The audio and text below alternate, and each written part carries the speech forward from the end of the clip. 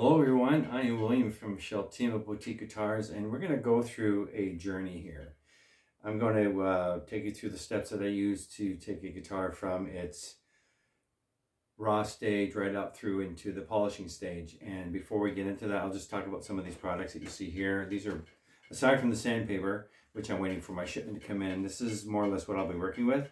So what we're using here is a poplar body, and I'm just whitewashing it. I'm just in the first stages of giving it its base coat or primer.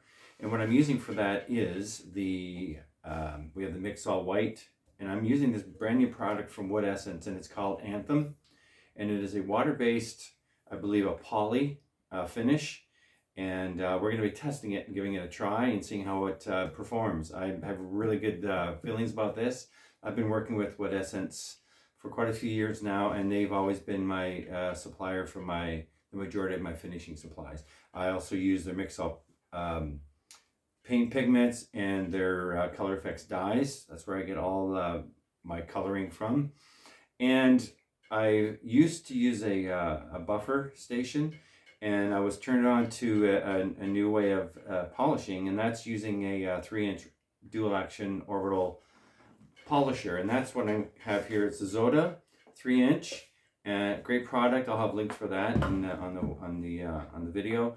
And I'm using the Menzerna liquid polishes. And basically what I'm doing, once I've sanded from my 800 to 1000 to 1200 to 1500, I'll go to a heavy cut, which is the 1000 Menzerna.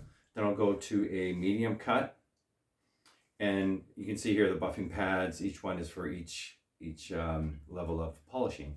And then we go into the 3000 final finish, and then to really top it off, I take it up to the 3500 higher speed with the buffer, and the results are stunning. There's no swirl marks, there's no scratches. You don't get any of that issue sometimes when you're buffing with the wheel. You can see the buffing marks in there. As faint as they may be, they're still there. I find with this system for myself, it works flawlessly. So as you can see, I've already begun the process. I got a little bit excited. The product showed up yesterday as a surprise from Jeff at Wood Essence. Can't speak highly enough of the company. They're a great support, and definitely check them out. And so I'm doing this Tele style. Actually, it's my Sherwood body design based off of the Tele, inspired by the Tele. A few different things about it, but that's not what this video is about. We're going to be talking about doing a finish and getting you to a showroom quality finish, which we will definitely be able to do. According to the literature on the Anthem product, I actually do use a reducer here to aid in the flow out and leveling, and I've used it before with other products, and it's really a great step up in your finishing schedule. And so we'll be doing that. I usually mix around 5% to the product itself. I don't like to go too crazy because I do get a little impatient, and I don't want the finish time or the drying time to take so long. So I keep it lower. I find the flow out is amazing and really stunning. And so, you can spray 3 sessions a day, leaving about 3 to 4 hours between sessions or more. So if you start at 10 in the morning, you do one at 3, then you do another one at 8 o'clock, if that's possible. If you work out of your home like I do, then you can definitely do that. So a lot of these products, and before I get any further, I've stumbled upon this product as well. It's Solar Res, and it's a grain filler. What's really cool about this is it cures under UV light, sunlight, or UV lamp within 2 to 3 to 5 minutes.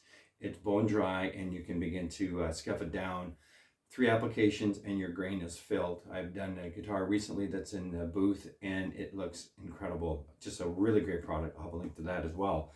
So I can't speak enough about that. So what you're looking at right here, aside, as I said, from the sandpaper, which is coming from Jeff, and I'm using the Mirka, the mesh, and yeah, we're just going to go through each step, and we'll talk about it after I do each spray. I'm considering doing this in a metallic yellow. I'm not quite sold on that yet. I love contrast in guitar finishes when it's coupled with the neck. So if I have a rosewood fingerboard, I like to go a little darker. And when I'm using poplar, it's going to be typically a solid finish. If I'm using a Spanish cedar body or a maple top, then we get into the more elaborate dye aspects and applications and doing different things like that, sunbursts and whatnot. So that's what's really exciting about this one, is I'm going to be doing a solid color, likely metallic. That's why we have the this is gold, but I have silver and copper. I haven't decided which way to go yet, and so this is where we're at. I hope you stay tuned, hope you follow, and if you have questions and suggestions, feel free to pipe in and follow me here. And yeah, let's go on a journey. It's going to be fun.